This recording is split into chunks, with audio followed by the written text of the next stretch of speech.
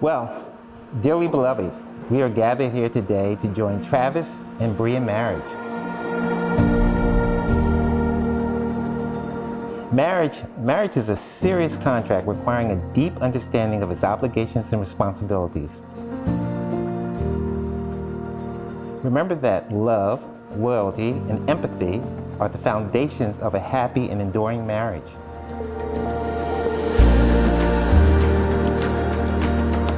How do you feel?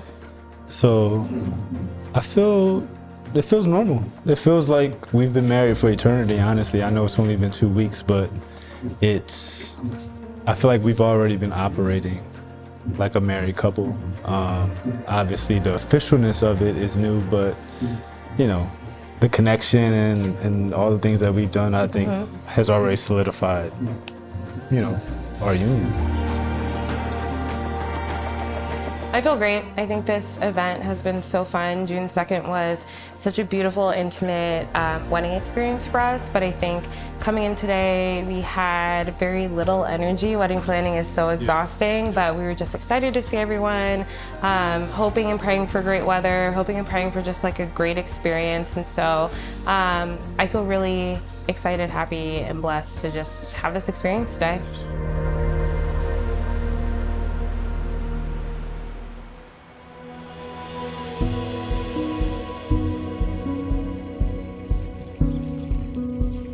So we first met actually in middle school, 8th grade. I would say my first impression of Brea, she was super friendly, very social, and also very, very helping. I was a new student in that school. As you know, nervousness comes with going to a new school. I remember, a few occasions where, she would ask me if I needed help with something, just start conversation. And, that is something that, I remember till this day. Travis and I met in middle school, and my first impression was that he was incredibly quiet, super tall, really cute, and he just had this calming peace and energy. So he was always a mysterious guy, but always, again, very sweet, very kind, and super quiet.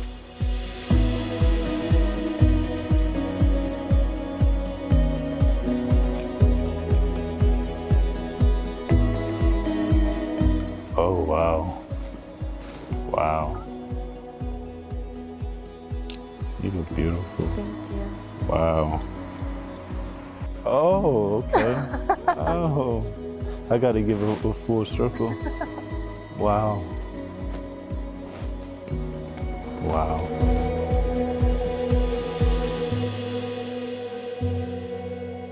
I was honored that you asked me to officiate your wedding ceremony, and certainly mindful of the opportunity this offers for me to represent the thoughts of nearly 50 years plus of collective marriage wisdom from us as parents, as the two of you embark on what promises to be an exciting, challenging, unexpectedly surprising, and with God in the center, a truly blessed journey. We are so happy that the two of you found love. To be clear, love is easy, can even be carefree, and it seems to ignite on its own and can even burn bright if fueled properly. But marriage is hard. Marriage is hard. A great marriage takes your full commitment to each other. It requires that you are deliberate and prescriptive about your partnership, that you align on what you will build together, and that you fiercely protect your unit. I like to think of you guys as Team Tiger. I know that's me, but you guys are certainly the home team. So make sure that you always protect the home team. Marriage is about building. Yes, building something that is uniquely yours and grows in ways and possibly at a scale that you as individuals could not. Simply said, a union where you, both of you, make each other better. Marriage is about partnership. It's about commitment. It's about transparency. It's about building. And it's about investing in you, the marriage, across a balance of life journey. A journey best navigated by making every decision based on what's in the best interest of the marriage. Not your individual best interests, but what makes the marriage better, stronger. Happy wife, happy life, as the saying goes. Sounds good, and even rhymes. But more accurately stated, the experiential truth, and I think we can all attest to this, happy marriage, happy wife, happy life. Happy marriage, happy life. I love Pauline's counsel on the matter. Pauline actually had four points that I think were spot on. Always put God first. Point number one. Probably could close on that one. Respect and have productive communication. Never let an important conversation fester and become out of control. And be mindful of your partner and their feelings. Point number three. Keep people out of your circle. It's okay to seek productive advice, but be mindful of the intention of the advice. Question, will it build or will it destroy? And finally, simply love each other. Karen, sharing a bride's mother's insights. And let me just tell you, this is certainly, there's a couple pages here and most of them are hers. Reflecting as a proud mother of two beautiful, intelligent, strong, and successful daughters, for whom we gather to celebrate the youngest, who's getting married today. It's such an old cliche, but oh so true. They grow up so quickly, like a blink of an eye.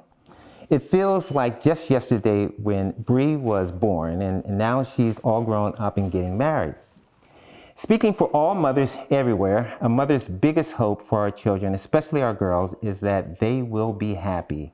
And in that, we are so grateful to see that our Brea has found the love of her life in Travis.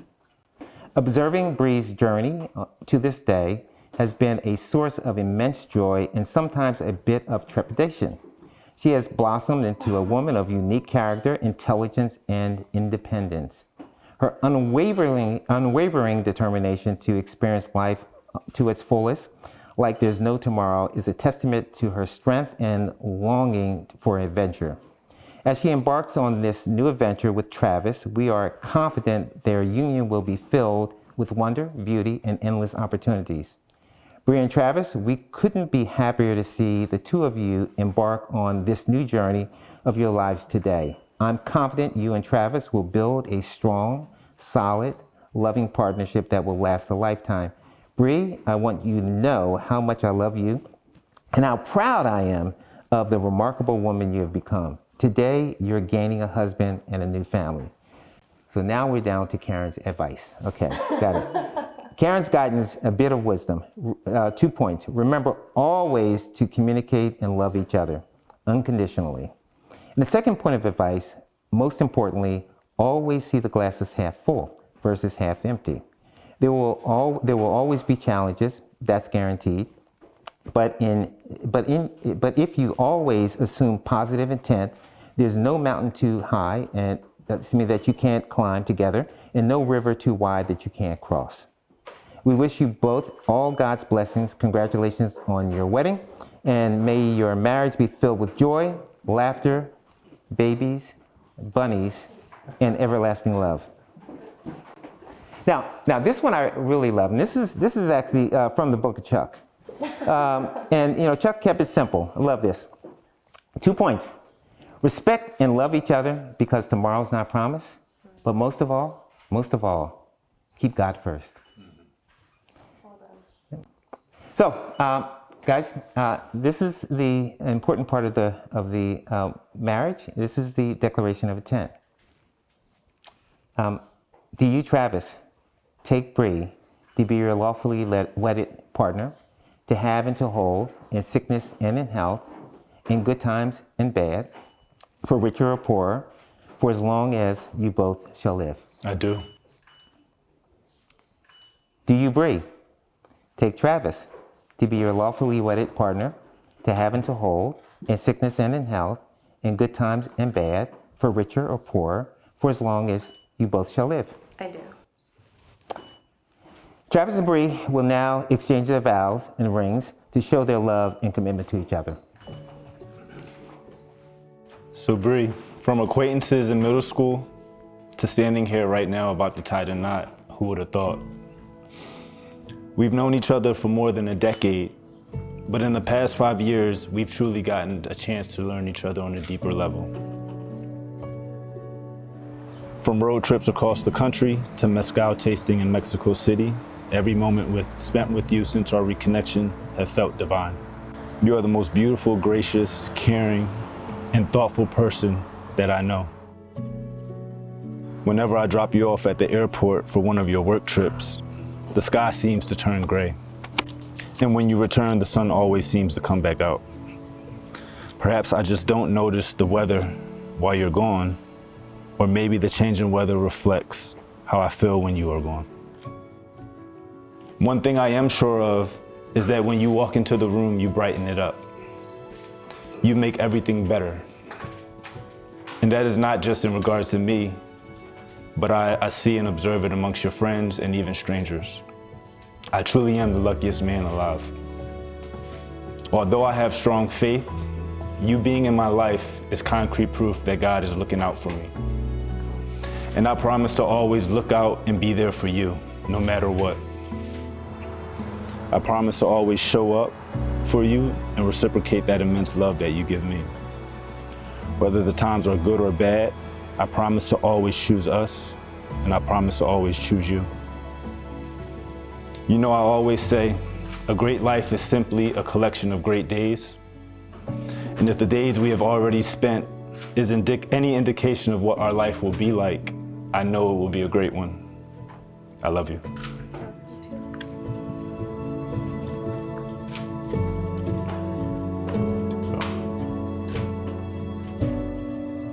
Travis, it's God's will that we find ourselves here today. You are a representation of all things good in this world. You heal my wounds and nourish my soul. You bring peace and you are peace. When I see you, I see God's love. I love you for who you are today and who you will be tomorrow. To stand here as your bride is the biggest blessing and honor. We've dreamt of this day for so long, but today is bigger than us. Today marks what we've deemed to be the threshold for building the family we've always dreamed of.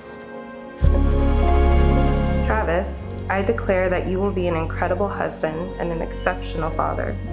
You understand what it means to show up and be present. You value honesty and integrity, and most importantly, you know what a commitment to me and our future children is now your most important responsibility. You understand that parenthood would come with triumphant successes and heartbreak, joy and sorrow, overwhelming happiness and grief. And today, I make a promise to stand with you and by you on each and every moment. I'm grateful for the opportunity to remind you each and every day how wonderful you are, how thoughtful, caring, and kind you are, how intelligent, silly, and patient you are, and how much you are loved. I stand here proud to become your wife, and I commit to this journey, whatever it may be. Love you. We're doing it. We doing it. It's being done. Travis, scripture is clear that a man finds a wife, finds a good thing, and receives favor. Brea, scripture further notes that a wife of noble character is worth more than rubies. Finally, scripture is clear, through marriage you are no longer two flesh, but one. And so what God has created, let no one separate. By the authority vested in me, by the American Marriage Ministries, and the state of Pennsylvania, I now pronounce you married, husband and wife. You may kiss the bride.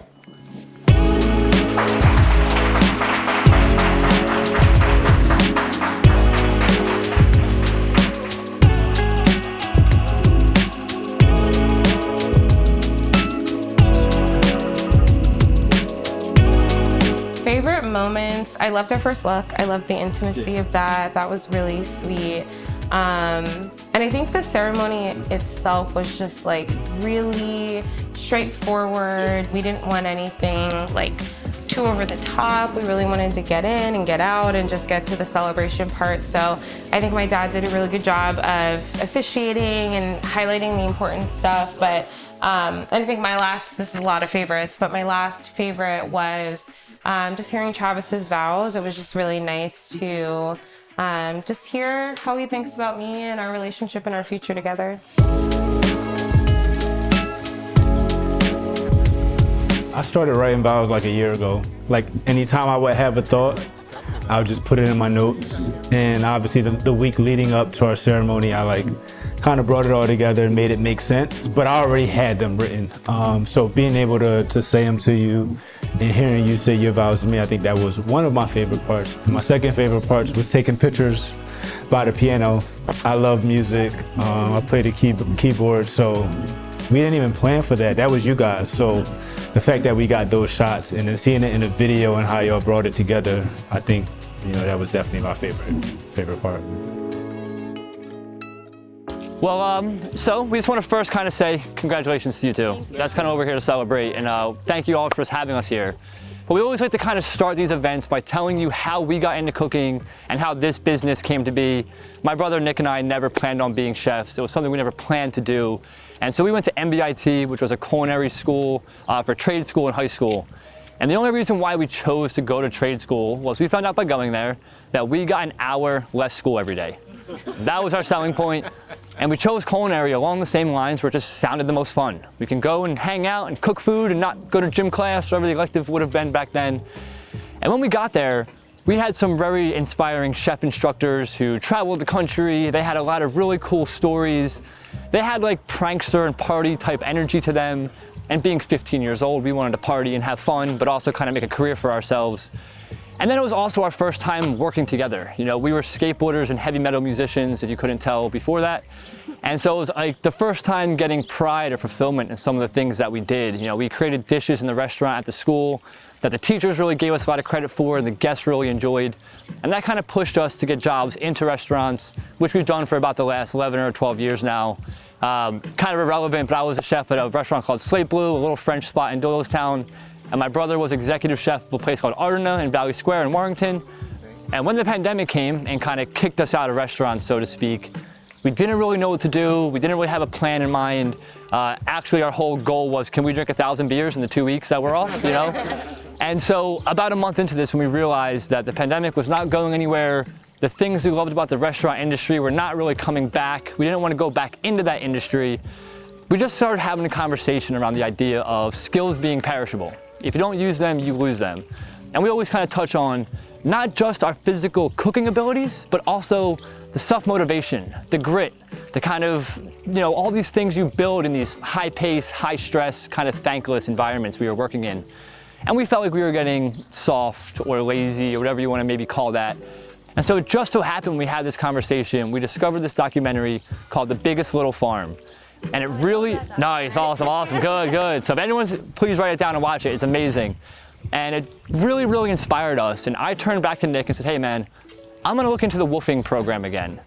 So I heard about this program, WOOF, which is Worldwide Opportunities on Organic Farms. When I was 21, I volunteered at a farm out in Harleysville called Quarry Hill Farm, trying to get a job at the Mainland Inn restaurant.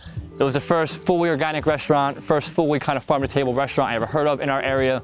And when I volunteered at the farm, they told me about these woofers and how woofing is a way to travel for free. So you offer your work and you get free housing and free food from the farmer or the woof host that you stay with.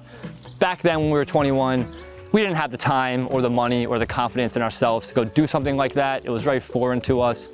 And then I got a job in the restaurant that day, never had to go work on the farm again. And that's where we kind of really developed our kind of farm-to-table cooking skills, our food as medicine philosophy. And, 6 years later, that restaurant ended up shutting down. But 6 years later now, we're at home and we have all this time because we can't work. And we are very confident in ourselves now from doing all these things for many years. And so I started applying on this woofing website to any farm that said available immediately. And I applied to farms all over the country. And it just so happened this farm in Maine answered first. They were the first people to respond to us. And so we went to go spend 4 months living with this family in rural Maine. And it's fun to touch on that after we did our interview with them, we got very close with them when we got there, that they ended up telling us that they did not want us coming initially because of our appearance. Now, my brother Nick is also very heavily tattooed like I am, and they never had people with tattoos and piercings and dreadlocks in their house before, but we got to break down all of their walls, and we became some of their best friends. We made them more money than any woofer ever has. We got privilege in the house. We did tours nobody else was allowed to do, and we told them about this idea we had. And the husband, who was in bed for the whole 2 months that we were there, he really grabbed onto it. And every time we would go talk to him, he would have a different idea, a different concept. He kind of helped us make a business plan, do numbers sort of thing. And so when we came home, we kind of dove right into this and wanted to go, really dive in. And so there's two really big things we bring back from our experience we had in Maine to these events. The first thing is, every day for lunch or dinner, we'd all sit down, we'd hold hands, we'd say a blessing, and we'd eat together. Now, there was 5 woofers and 5 family members.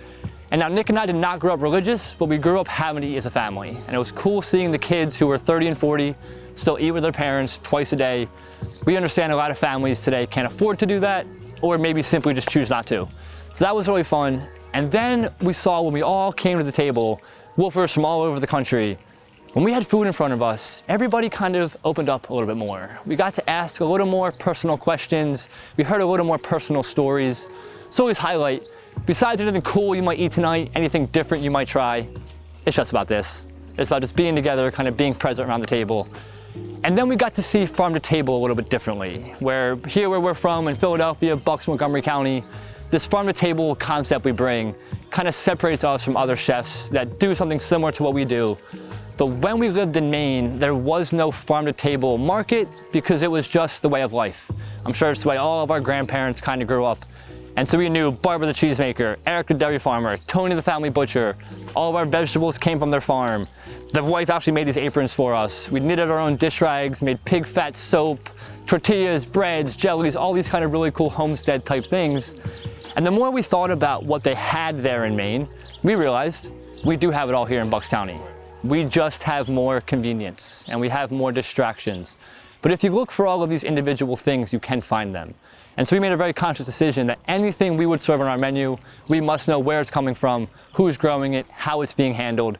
If we can't check off those boxes, it must come from a privately owned grocery store, a privately owned business, somebody that when our money goes to you, it actually goes to you, not getting 14 cents back to the orange farmer in California, or whatever that might look like. So as we go through each course, when we serve it, I will explain what it is, where it's coming from, techniques we use, health benefits, flavor pairings.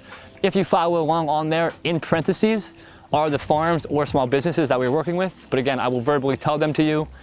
We do absolutely encourage questions, like love questions. They can be about anything, not just about food. We love getting to kind of meet and chat with everybody. Please take your own photos. And then we kind of ask that if you're done with the course, but your plate is not entirely cleared, just put your silverware back on the bandana, maybe sit back in your chair, give us a little bit of a cue of I'm finished here, it's time to move on. We don't really do the, hey, how are you out here kind of service. And then lastly, we have some really special water that we provide. So we got into this kind of water system called a Coggin machine when we first came home from Maine. And what it is this puts active hydrogen and oxygen into our water while also allowing us to control the pH of it. So this is a 8.5 pH water, and hydrogen is the biggest antioxidant that we have on our planet. So this water is anti-inflammatory, anti-aging, anti-cancerous. It's a wonderful, wonderful product. You'll see that we will disinfect the kitchen with a 2.5 pH. Yeah, Coggin water, yeah, you heard of it? Yeah. It's really kind of a cool thing, and we really kind of joke that our whole philosophy is food is medicine, down to the water, and no private chef I'm aware of offers that. So it really separates us. But aside from that, we really hope you enjoy everything, and we're gonna have a good time tonight. Thank you, thank you, thank you.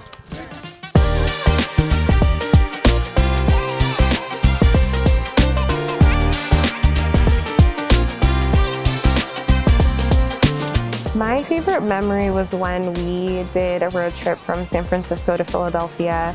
I was moving back home and was trying to figure out if we should get a moving truck or if I should move it myself. And when I decided to move it myself, he immediately bought a ticket and signed up for this crazy road trip. We'd never done anything like that together or separately. And we just had such an incredible time spending time together, listening to audiobooks, just being in each other's presence.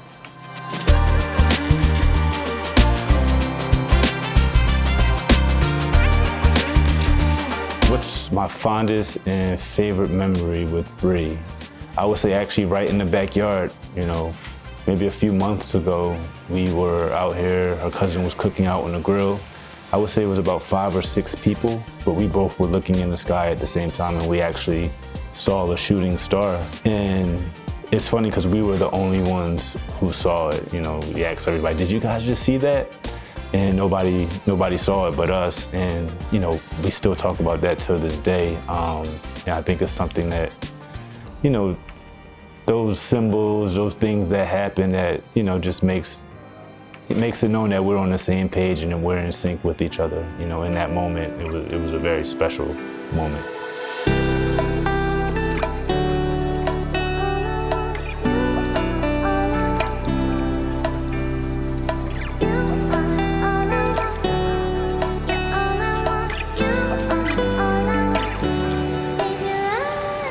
I don't have any funny stories, but I think the sweetest thing about Travis is he's such a light, silly, funny guy, and I think one of the things that's been really beautiful about our relationship is the shell has come off to a certain extent. So just watching him dance around the house and singing and just constantly making noise of some sort is just really funny to me because he does have such a calm peace and demeanor about himself.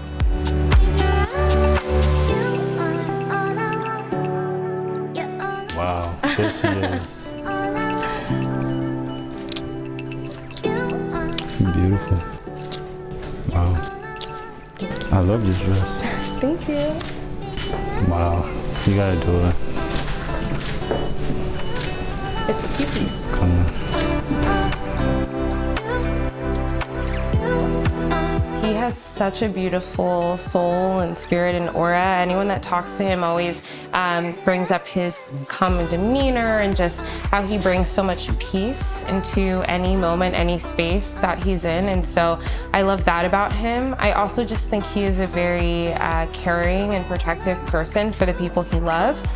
And so I love not only how he takes care and protects me, but I love the way that he looks out for his family. And as two people who are planning a family together, just knowing that that's the partner I'm rooting our foundations in is such a beautiful thing. I would say my favorite things about Brea is how thoughtful she is. She's the most thoughtful person that I know, and not just in regards to me. Everybody that is around her, she's always thinking how she could makes people experiences better. She makes my life a lot better, a lot easier. So the thoughtfulness, definitely one of my favorite things. Also, how caring she is. Again, not just with people. I always use her plants as an example. She's a plant mom to the T. You should see our backyard. Plants like 7 foot high, but I call her like the facilitator of life. Because my thing is, if you can take care of plants that well, you'll be able to take care, you know, of a human. So one of the things that I look most forward to is us having children and seeing how good of a mother she's going to be. And just basing that just off of how well she takes care of her plants, I know she'll be a great mother. That's cute. Thank you, thank you. And then lastly, I don't know what the word is for it, but I love how she encourages me to stay in contact with the people that I love. She encourages me to, you know, see my family. She encourages me to, you know, just be connected. She's a very social person, not me so much. So, you know, being with Brea, she's allowed me to just have more opportunity to be social. You know, and I love that. I love that, the connectedness aspect of it. I love that. That was cute. Thank you.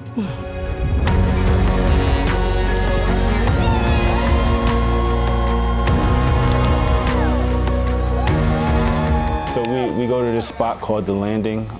It's in Philly. We go there a lot in the summertime, right by the water.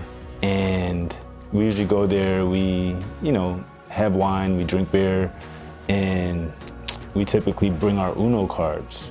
And Brea, she's constantly just trashing me in Uno. She always wins.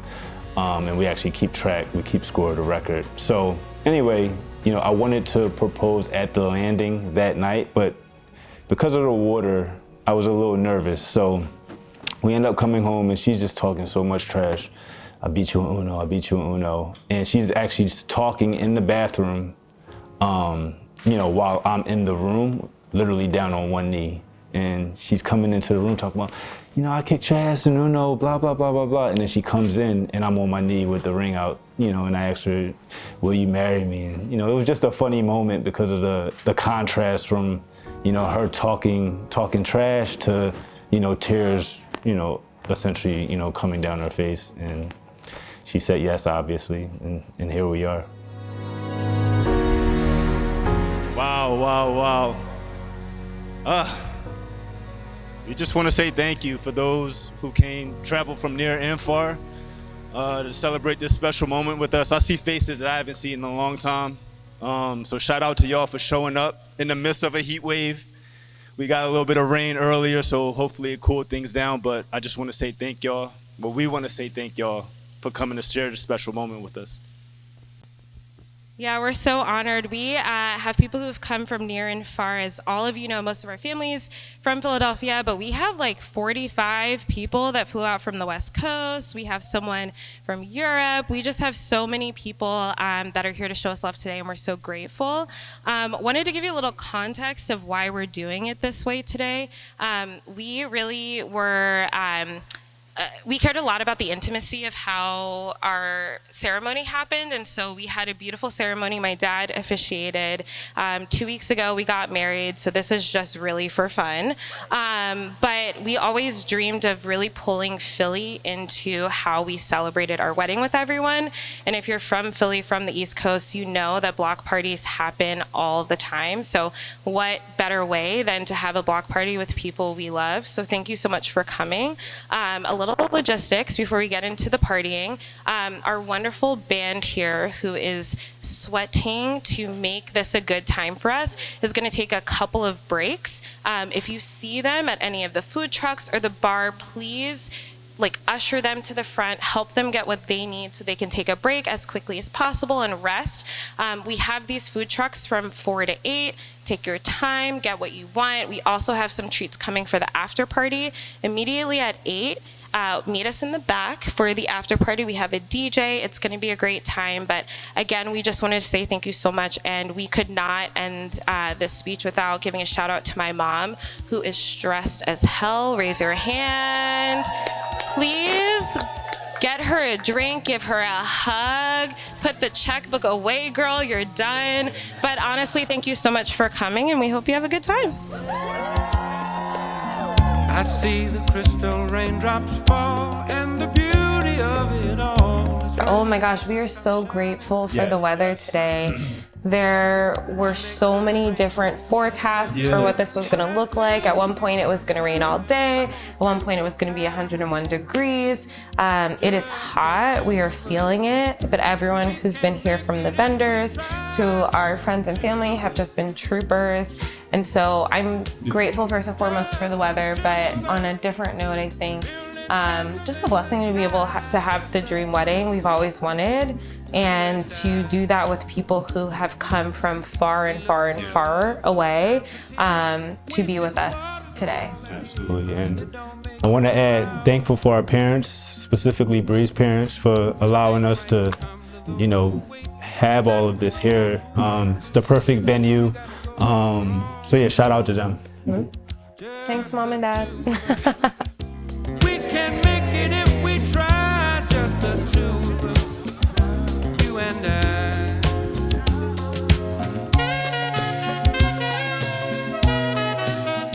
My hopes and dreams for us for the future is to, first and foremost, be happy together, live a happy life, create a happy life, create, you know, children, have a family that we can, you know, spread love to, and for us to just do good in the world in whatever capacity that we can, and do it together. Just be together and continue on what we've been doing. I hear the crystal raindrops fall on the window down the hall, and it becomes My hopes and dreams are just unrelenting blessings. I think that looks like very different things. It doesn't mean only good days and sunny days. It also means challenges that we'll have to work through. Hopefully sleeping in the same bed and not going to different rooms when the times are hard. But on a serious note, just really rooting ourselves in the partnership that we're building. And family is really important to us, and so we've always dreamed of building a family together. I think that's been the thing we've been more excited for in a way other than our wedding. So I just hope that everything that's meant to be ours will be ours, and that the challenges that we face are ones that we can face together. Travis, I would say that I love you. I am so happy that we're here today. We've talked about this day for so long. We've dreamt about this day for so long. And so to finally be here feels surreal. And I do feel like the luckiest woman on this planet, in this universe. And I can't wait to see what's next for us. Everyone, we have had the most insane day. Can I hear a round of applause if you have too? This has been incredible. We have planned, prayed, cried. I've cried. He's been fine. Stressed about this day for so long, and we honestly couldn't have picked a better day, a better venue. Thanks again, Mom and Dad, a better group of people. We are so grateful. Also, a round of applause to all of our vendors who are sweating, serving us, creating a good vibe today, the band, who's been incredible. So we just want to thank you all for being a part of this experience. Now, in the city of Philadelphia, you have to open the street back up at 8:30. These vendors are not going to be gone by 8:30, but I need you gone by 8:30. So if you can make it to the back of the house so everyone can clean and get themselves set up so they can get out of the street and we can open it back up, we'd appreciate it. So the band is going to play us out with one last song, and after that we'd love for you to head back to the back of the house where we have more food, more drinks. Anything you want to say? Thanks everybody for coming. Let's continue. Thank you. Let's hear it for your bride and groom, everybody.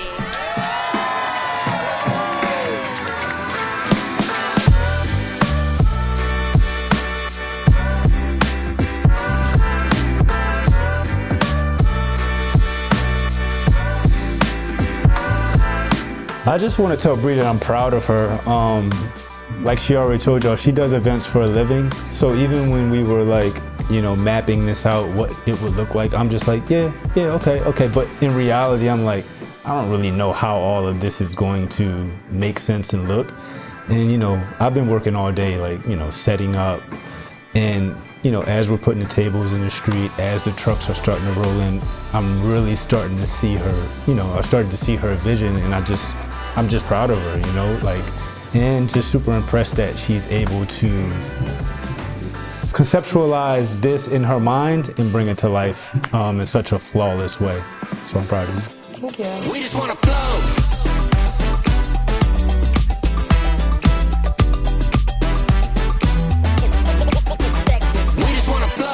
I think today has been so magical, absolutely the most exhausting day of our lives, but we feel so loved, we feel so lucky and blessed to have such a strong community around us. I think, we can't think about this day without also acknowledging the blessing of the resources to pull something like this off, and just everyone, not just financially, but just in our community that have shown up for us. And so I think that today was a testament to not just who we are to each other and who we are to our people, but who they are to us as well. And so I love you. I don't need to tell you that. I will always tell you that, but I tell you all the time that I love you. I'm proud of you too. I'm excited to see what we build from here, and I hope our babies are watching this video. I'm excited to be your husband, Brea. Ever since we, reconnected, everything, since then has felt, like God has been guiding us to this point, and I couldn't be happier, with spending the rest of my life with you.